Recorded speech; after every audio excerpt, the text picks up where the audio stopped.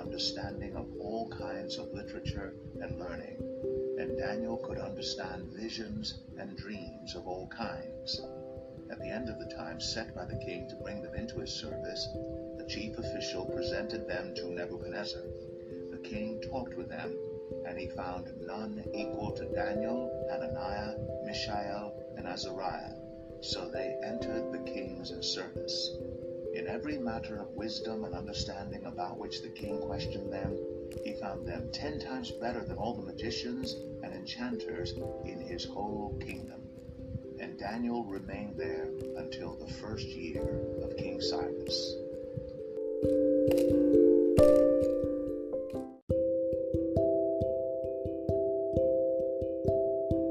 Alright, so now we're back.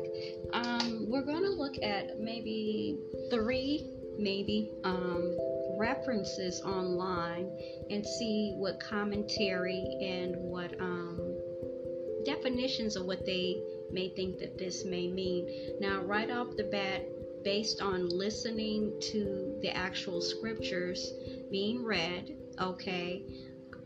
gave me the impression, I'm going to say that first, that there was something up with the food nutritionally, which is what I initially said when we first mentioned it in the previous episode about what is actually going with our food today, and referring to this Bible-based publication by the Restored Church of God about healthy living, and that means eating, getting proper rest, fasting, exercise, and kind of moving away from if you're already indulging in a sedentary lifestyle.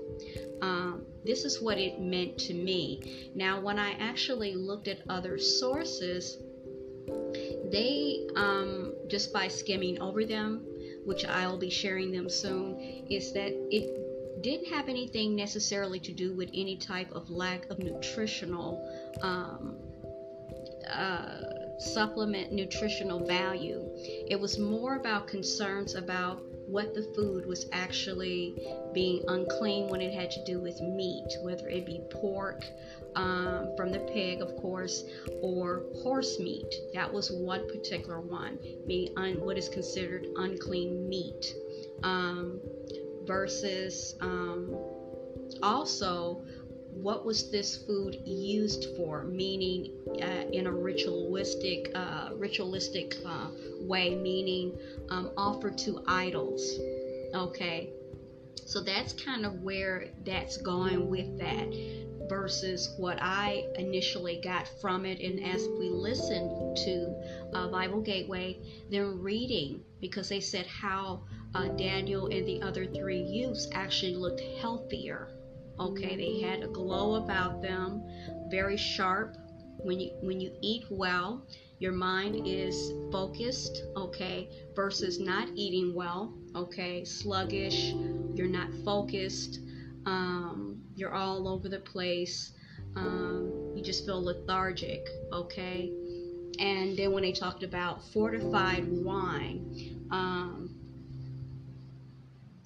there's no sin in wine, because God, or Jesus in this case, his son, turned water into wine, but overindulgence in wine is where basically overindulgence in anything is the rule of thumb not to do, okay? Everything in moderation. But when people hear on these particular websites the references, they are giving more so where the food actually may have come from. It wasn't kosher based on the laws, okay,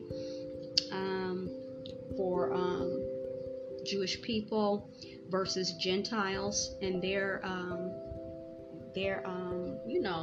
how they with the food, okay? But to me, my personal interpretation is that something was up with the food itself, and it had no nutritional value, okay? That's just my personal opinion. So the first one we're going to look at is readingacts.com, and it says Daniel 1:8-16. What was wrong with the king's food? Daniel believes that eating the king's food will defile him. Why does he think this? Then they kind of get into the different versions of the Bible, of the scriptures, and what the words are actually translated into. Some is royal ration, some are just food in general. The Hebrew here uses a Persian loan word, as they say, a word that is used only here and at 1126 in the Old Testament. And then they actually say that it actually means delicacies, royal delicacies. Whatever it was, the food was the best quality, they say.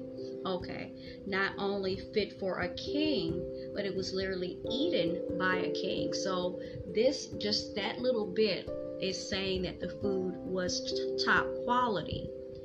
But what I find interesting is the fact that in the actual scriptures, it actually says that once they, Daniel spoke for himself as well as the other 3 youths that were with him, that they actually looked, there was a difference. There was a difference in how they looked, how they thought, how they carried themselves. So if it was so high quality, this is just my interpretation, then the others would have looked even better than them. But that is not the case.